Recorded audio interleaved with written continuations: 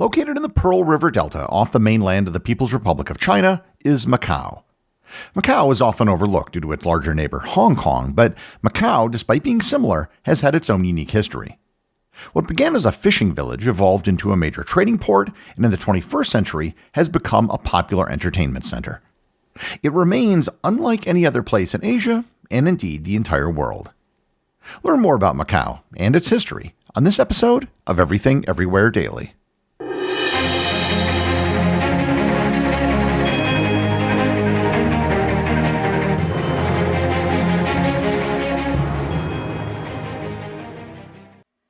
This episode is sponsored by Planet Money. Tariffs, meme coins, Girl Scout cookies, what do they all have in common? Money. Economics is everywhere and everything fueling our lives, even when we least expect it. If you're a fan of Everything Everywhere Daily and are curious to learn something new and exciting about economics every week, I recommend you listen to the Planet Money podcast from NPR. What I like about Planet Money is that I can get an update on the week's financial news in about 30 minutes. Stories like the adoption of stablecoins or the price of eggs. From the job market to the stock market to prices at the supermarket, Planet Money is here to help explain it all. The Planet Money hosts go to great lengths to help explain the economy. They've done things like shot a satellite into space, started a record label, made a comic book, and shorted the entire stock market. All to help you better understand the world around you. Tune into Planet Money every week for entertaining stories and insights about how money shapes our world. Stories that can't be found anywhere else. Listen now to Planet Money from NPR. This episode is sponsored by Mint Mobile. Do you know what doesn't belong in your summer plans? Getting burned by your old wireless bill. While you're planning beach trips, barbecues, and 3-day weekends, your wireless bill should be the last thing holding you back. And that's why I use Mint Mobile. With plans starting at $15 a month, Mint Mobile gives you premium wireless service on the nation's largest 5G network. The coverage and speeds you're used to, but just less money. So while your friends are sweating over data usages and surprise charges, you'll be chilling, literally and financially.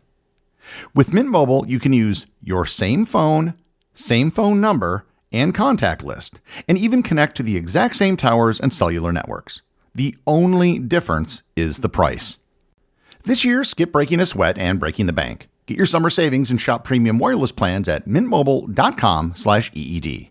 That's mintmobile.com/EED. Upfront payment of $45 for 3-month 5GB plan required, equivalent to $15 a month. New customer offer for first 3 months only, then full price plan options available. Taxes and fees extra. See Mint Mobile for details.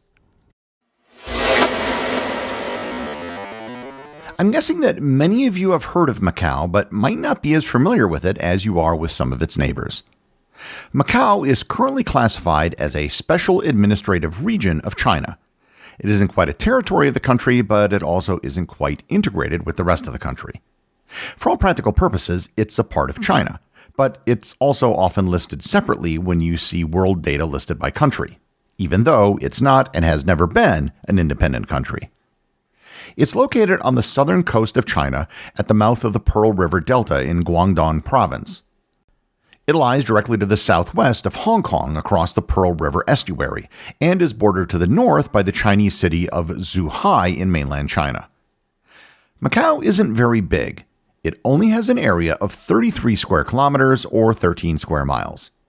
Because of its small area, it is today the most densely populated place on Earth with a density of 22,000 people per square kilometer or 57,000 people per square mile. To compare this to nearby Hong Kong, it has about 1/10 the population with approximately 720,000 people and 1/33 the area. Macau is geographically divided into 2 separate parts, a peninsular part, which is connected to mainland China, and an island part. The northern part of the territory is the peninsula. It's the oldest and most historically significant part of Macau, where the original Portuguese settlement was located. To the south lie the islands of Taipa and Kolawani. Taipa was once a separate island, but has been joined to both Macau and Kolawani by land reclamation and bridges. It's the home to Macau's international airport and many residential and university districts. The southernmost part of Macau is Kolawani, which retains more natural scenery and is less urbanized than the other parts. Historically, it was a base for pirates, and now it contains parks, beaches, and temples. There's also a small man-made area called the Cotai Strip, which was created by land reclamation between Taipa and Kolawani. It is now the site of massive casino and resort developments, including some of the world's largest gambling complexes. So the big question is, why is Macau even a thing? To understand this, we must first grasp the history of this small region. The earliest known human settlement in Macau dates back about 4,000 to 6,000 years. Archaeological evidence suggests that the area was inhabited during the Neolithic period. By the Qin dynasty in the 3rd century BC, the region was part of Panyu County, and later under the control of the Han dynasty. Macau, then known as Amagao, or the Bay of Ama, was named after the sea goddess Mazu. It remained a relatively quiet fishing village for centuries under the jurisdiction of various Chinese dynasties. Mazu eventually was butchered in translation and became the word Macau. It was part of Zhongshan County during the Song and Ming dynasties and played absolutely no significant political or commercial role in the Chinese imperial system. However, in 1277 it was the destination for 50,000 refugees who were fleeing the Mongols as they invaded China. The turning point for Macau came in the year 1517 when Portuguese explorer Jorge Alvarez became the first European to land in the Pearl River Delta region. However, the real foundation of Portuguese Macau began about 40 years later, around 1557, although the exact circumstances remain historically debated. Here's where the story becomes particularly interesting. Rather than a military conquest, the Portuguese settlement in Macau emerged through a complex arrangement with Chinese authorities. Portuguese traders seeking a permanent base for their lucrative trade with China and Japan negotiated for the right to establish a settlement. They paid annual rent to Chinese officials and acknowledged Chinese sovereignty, a crucial detail that would shape Macau's unique status for centuries. The Chinese regarded the Portuguese presence as a commercial concession, not a colonial handover. Despite this, the Portuguese, however, built permanent settlements and fortifications and administered the city largely autonomously. This made Macau the first European settlement in East Asia. During this period, Macau became the crown jewel of Asian trade networks. Portuguese merchants used it as their base for the incredibly profitable Great Ship trade between China, Japan, and Europe. Silver from the Americas flowed through Macau to China in exchange for silk, porcelain, and tea, while Japanese silver also entered this complex trading system. Macau also became a major religious center. The Jesuits used the city as a base to launch missions into China and Japan. Famous missionaries such as Matteo Ricci passed through or lived in Macau. The city hosted numerous churches and religious schools and became a melting pot of European and Asian cultures. The city's population grew to include not just Portuguese administrators and traders, but also Chinese merchants, Macanese, who were mixed Portuguese-Chinese families, enslaved Africans, and traders from across Asia. This created Macau's distinctive multicultural character that still persists today. This was revolutionary for the time. In an era where most of Asia remained closed to European trade, Macau served as virtually the only bridge between East and West. For nearly 2 centuries, it was Europe's primary window into China. The Dutch attempted to seize Macau in 1622, but were repelled in the Battle of Macau, a rare Portuguese victory that helped preserve the colony. When Canton, now known as Guangzhou, became the primary Chinese port for foreign trade under the Canton system, which lasted from 1757 to 1842, Macau's influence began to wane. It remained significant in religious and cultural spheres, but was eclipsed economically. The 19th century brought further challenges that forced Macau to reinvent itself. The opening of other Chinese ports to European trade after the Opium Wars, which I covered in a previous episode, broke Macau's monopoly position. Hong Kong's establishment as a British colony in 1842 changed the fortunes of Macau. Hong Kong became a more attractive port than Macau because it had a deep natural harbor that could accommodate large modern ships. Additionally, after Britain took control, Hong Kong offered greater political and economic stability, more openness to foreign trade, and better infrastructure, which made it more appealing to global merchants and shipping companies than the older, more constrained Portuguese-run Macau. During this period, Portugal formalized its control over Macau through the 1887 Sino-Portuguese Treaty of Peking, which gave Portugal perpetual occupation rights while maintaining Chinese sovereignty. a legal arrangement that would prove crucial in the 20th century. More on that in a bit. Facing declining economic fortunes, Macau shifted its focus towards new industries.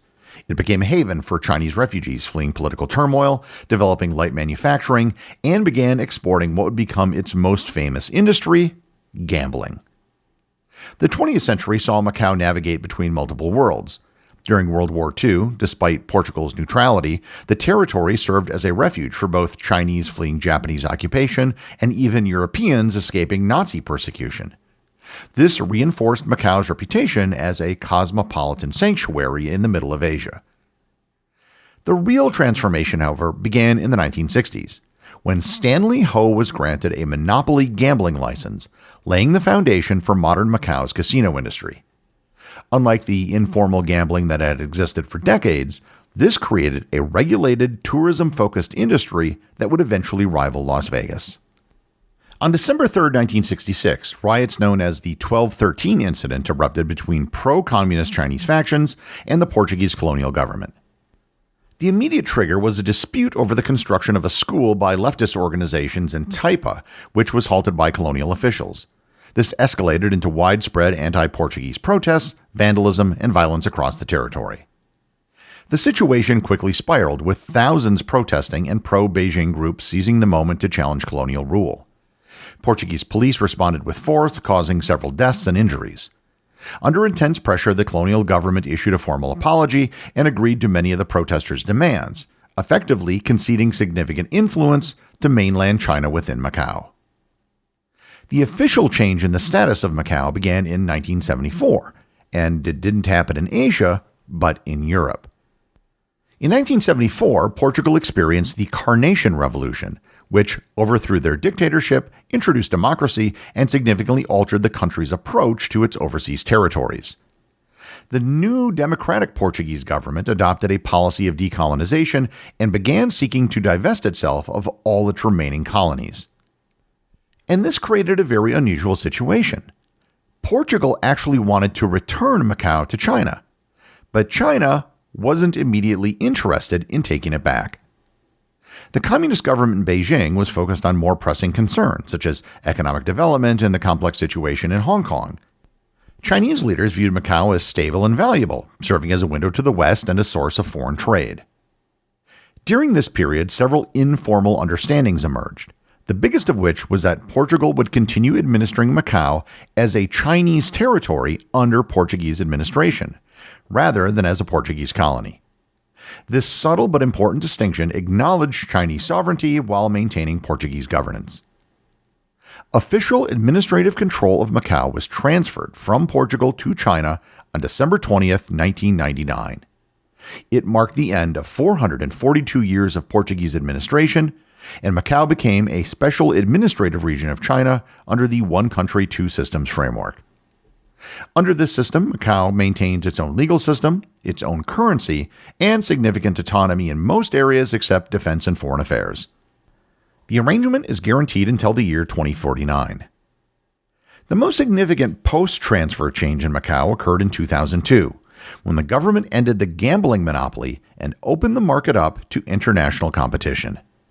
American casino giants like Sands, Winds, and MGM entered the market, transforming Macau into the world's largest gambling destination by revenue, surpassing Las Vegas by 2006. In 2024, the gambling revenues of Macau were almost 4 times greater than those of Las Vegas. So it would be wrong at this point to say that Macau is the Las Vegas of Asia. Las Vegas is actually the Macau of the Americas. This economic boom brought unprecedented growth, but also new challenges. The economy became heavily dependent on gambling revenue, primarily from mainland Chinese visitors. And unlike Vegas, which is reliant on shows and other attractions, Macau is mostly about the gambling. What makes Macau's history particularly fascinating is how it developed a distinct identity that is neither fully Chinese nor Portuguese, but something that's uniquely its own. The Macanese culture, cuisine, and architectural heritage all reflect this blending. The most iconic landmark in Macau is the ruins of St. Paul, a Portuguese Catholic church of which only the facade of the structure remains. One of the most iconic foods in Macau is egg tarts, another Portuguese dish. Street signs in Macau are still written in both Portuguese and Chinese, although very little Portuguese is actually spoken anymore. The overwhelmingly dominant language is Cantonese, although English has gained widespread adoption. I got to visit Macau on Christmas Day 2007 on a day trip from Hong Kong. It was well worth the ferry ride to get to experience such a unique city.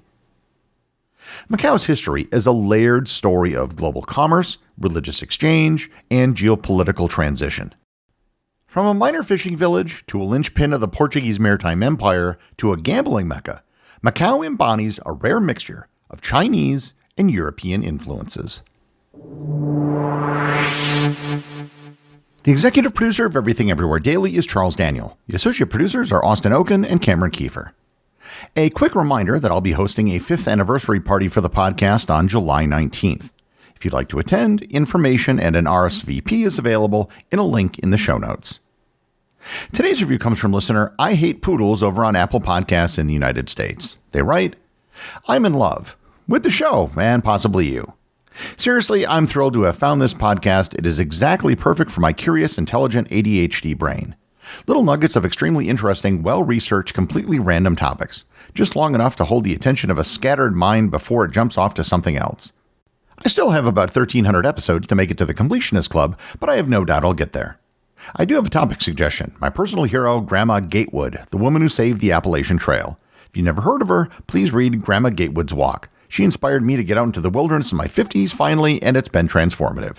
Thank you for all you do, Jenny Bell." Well, thanks, Jenny. I have to admit I've never heard of Grandma Gatewood, but I will definitely check her out.